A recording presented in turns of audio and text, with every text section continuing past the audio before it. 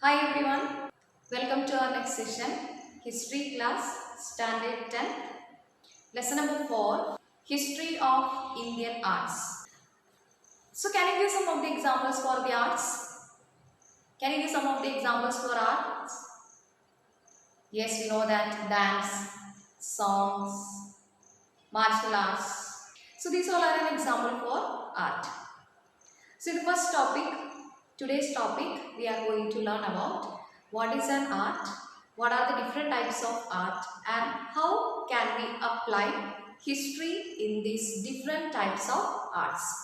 So first of all, we are going to learn what is an art. It is a natural human instinct to want to share its experience, wisdom and also emotions. So in simple manner, we can understand this one. So our desires, our emotions, our needs or our feelings, we can share through the different modes that we can see in the form of art. So when these instincts will come in a beautiful creation, then we can say it is an art. Here we can see the power of an artist, his imagination, sensibility, state of emotions and his skills. So these all things he will make use to share his views, thought, emotions. Then when it will come into a proper manner, we can call it as an art. So what we can tell? Suppose if we can take an example of an art form, dance. So through that dance, we can understand the song what is saying, so that the dancer is showing that one through his or her performance. Then another one, a picture or a painting. If you are taking the example of that, this each and everything is saying something. Something in the sense what that artist want to share or what information that artist want to give. That we can see in simple manner through these different types of art form.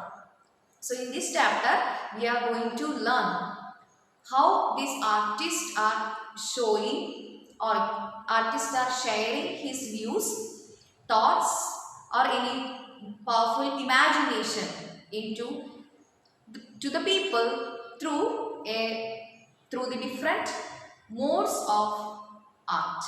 So the arts are divided into two types. The first one it is visual art and the second one it is performing arts. So in the visual arts we can see something this artist is visualizing. For example, paintings like mural paintings and the paintings on the wall and handicraft things, drawings. These all are an example for the visual art.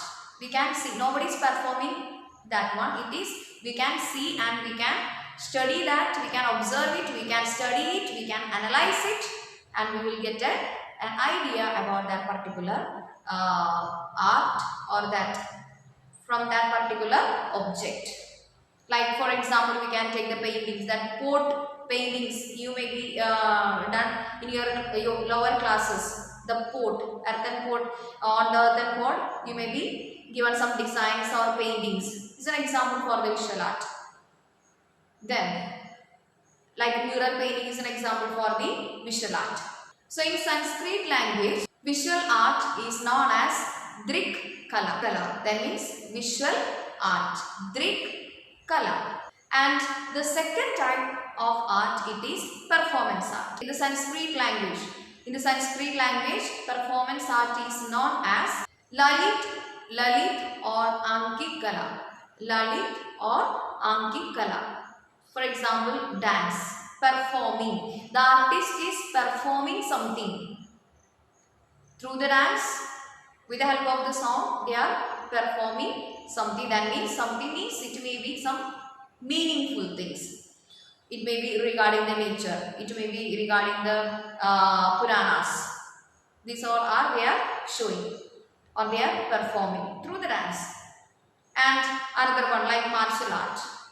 is an example for that. And if you are saying about the visual art, if you are saying about the visual art, we can see that rock paintings. So the visual art mainly based upon the prehistoric stories in the cave or on the wall. So these all are an example for the visual art is mainly depend upon the prehistoric period. That means in the past, what all things were happened are very easily they were it is depicted in that one, so we can understand very easily what all things were occurred in the past, same manner what was the main reason, the reasons and the stories and the culture of the people, everything regarding everything we will get an idea.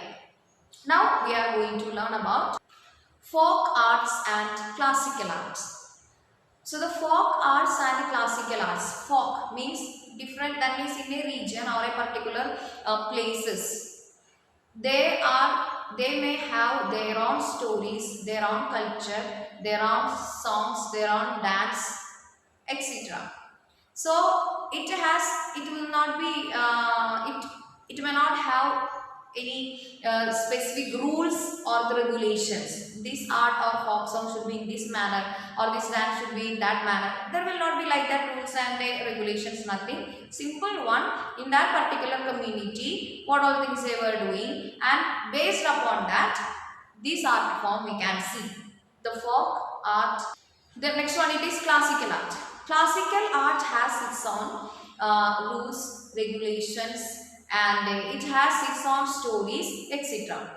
Folk means it's freely in free manner any people can do, but classical means it is just opposite of that one. So this classical art and folk art are the two types or the classification of tradition of arts. So folk art is an art which is continued or it is based upon the prehistoric. It has continued from the prehistoric times, and it's the prehistoric time in the past how people were doing the things based upon that one. And again, if you are saying that folk art is based upon the living style of the people. Simple one, normal one.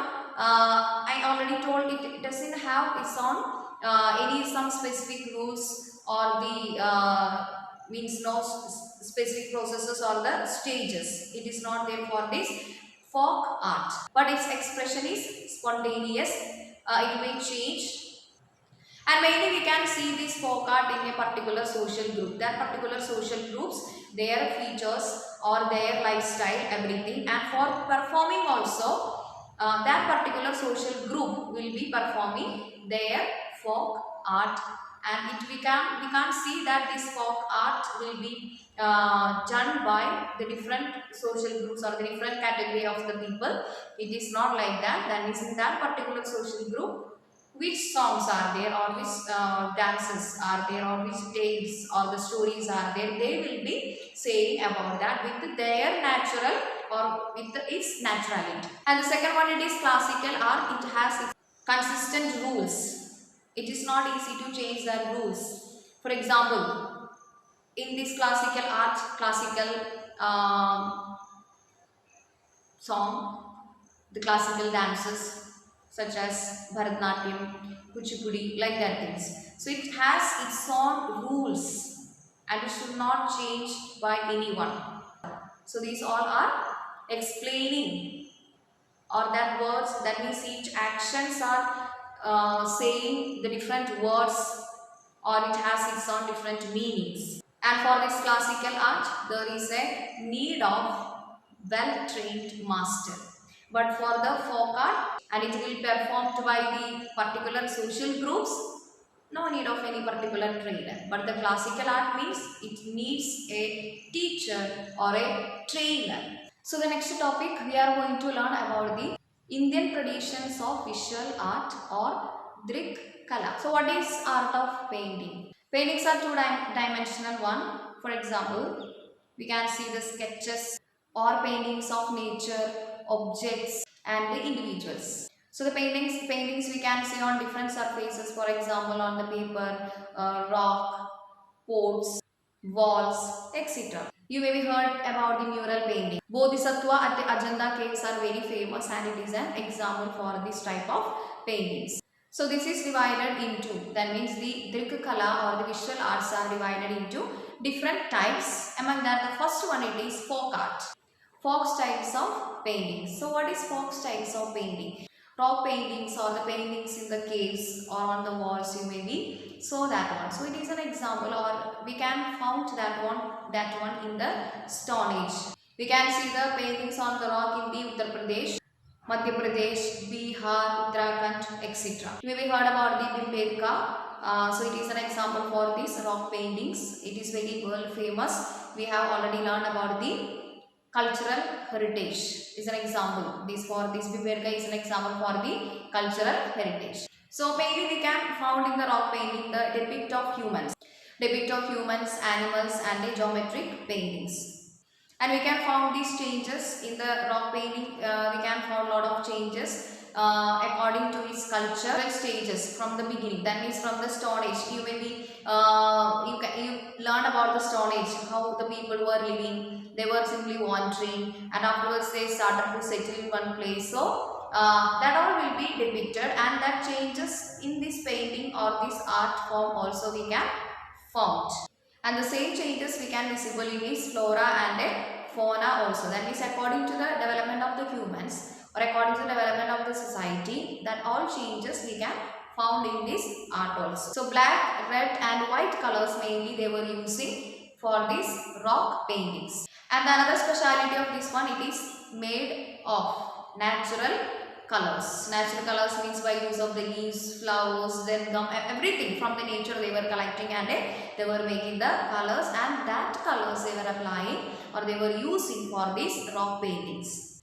So through these rock paintings we can understand how the people were living at that time, their culture, their living style, everything while observing their paintings. And if you are observing the traditional styles of the folk art, we can understand the customs of the different categories of people, different religions and all. Customs in the sense how people were decorating their houses. For example, their walls and courtyards with rangoli. You all are familiar and we all are doing that. That means rangoli for the decoration of the courtyard. Here by drawing various figures, by using various symbols and figures, and these all are depicting or narrating the different stories and the emotions or feelings as well as the lifestyle of the people.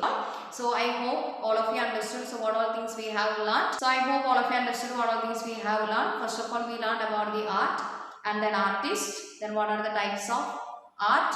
It is visual art and performing art. So we have started with the visual art. In the visual art, we have learned about the art of painting, folk style of painting. So the remaining we will continue with the next topic, or the next we will continue with the next part. Thank you.